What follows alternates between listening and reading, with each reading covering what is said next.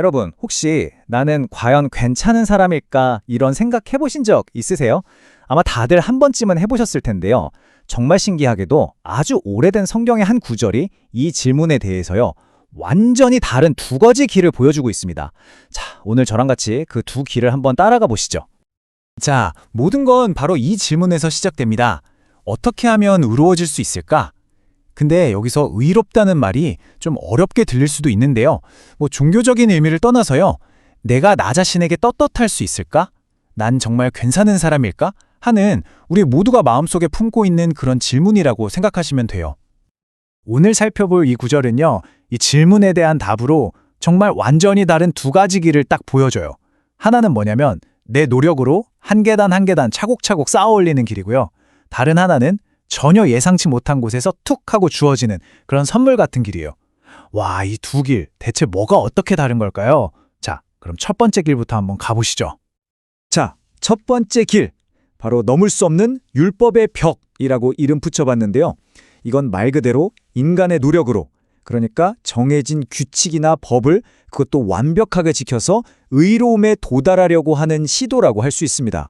성경에서는 이 길을 율법의 의라고 불러요.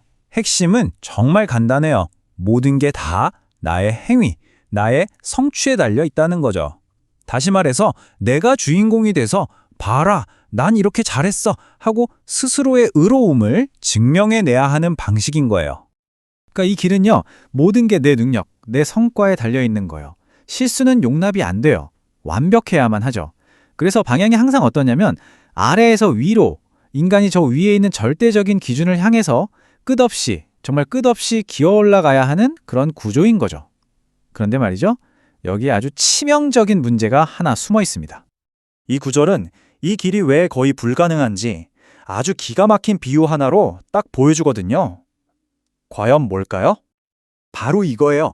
자신의 힘으로 높은 담을 뛰어넘으려는 것. 와, 상상만 해도 아찔하지 않으세요? 내 힘으로 저 높은 담을 뛰어넘는다니요? 이건 결국 우리가 아무리 애를 써도 인간의 힘으로는 절대 넘을 수 없는 그 기준의 벽을 말하는 거예요. 이 길이 결국 실패로 끝날 수밖에 없다는 걸 보여주는 정말 강력한 이미지죠. 자, 그럼 첫 번째 길이 이렇게 막다른 길이라면 포기해야 할까요? 아니죠. 다른 방법이 있어야 하지 않겠어요? 바로 여기서 이야기가 정말 극적으로 확 바뀝니다. 바로 이 구절입니다. 오늘 내용의 심장이라고 할 수 있죠. 그러나 이제는. 여러분, 이 딱 네 글자에 한번 집중해 보세요. 이게 뭐냐면요. 이전까지의 모든 이야기, 그 높은 담에 대한 이야기를 완전히 뒤집어 버리는 새로운 시작을 알리는 신호탄 같은 거예요. 율법 외에, 즉 인간의 노력과는 아예 차원이 다른 무언가가 나타났다는 선언인 거죠. 네, 맞아요. 그러나 이제는 이라는 이 말은 그냥 시간이 흘러서 이제는 이런 뜻이 아니에요. 이건 이전에 우리가 얘기했던 그 문제, 그 율법의 의의라는 시스템 전체와는 이제 작별을 고하고 완전히 새로운 해결책을 내놓겠다는 선언인 겁니다. 그야말로 판 자체가 바뀌는 순간인 거죠. 이게 바로 하나님의 의의라는 겁니다. 이 이름 자체가 모든 걸 말해주죠. 인간이 노력해서 얻어내는 게 아니라 하나님이 위에서부터 그냥 내려주시는 거예요. 와, 그러니까 의로움의 주도권이 나에게서 하나님께로 완전히 넘어가는 그런 엄청난 순간인 거죠.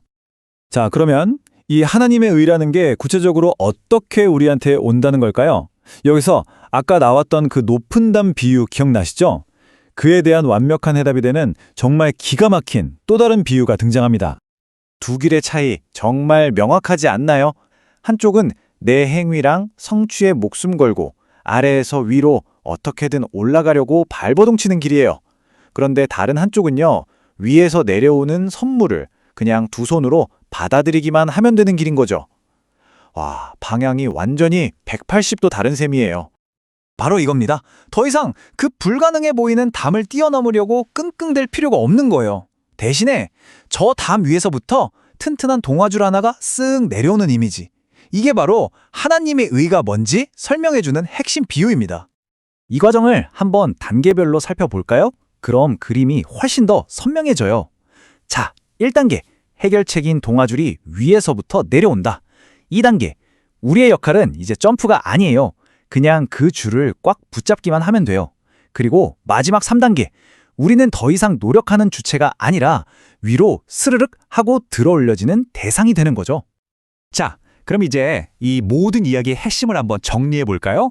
오늘 우리가 여기서 딱 하나 기억해야 한다면 그게 뭘까요? 결국 핵심은 바로 이거예요. 나의 성과, 나의 행위로 모든 게 결정되던 그런 성과 중심의 시스템에서요.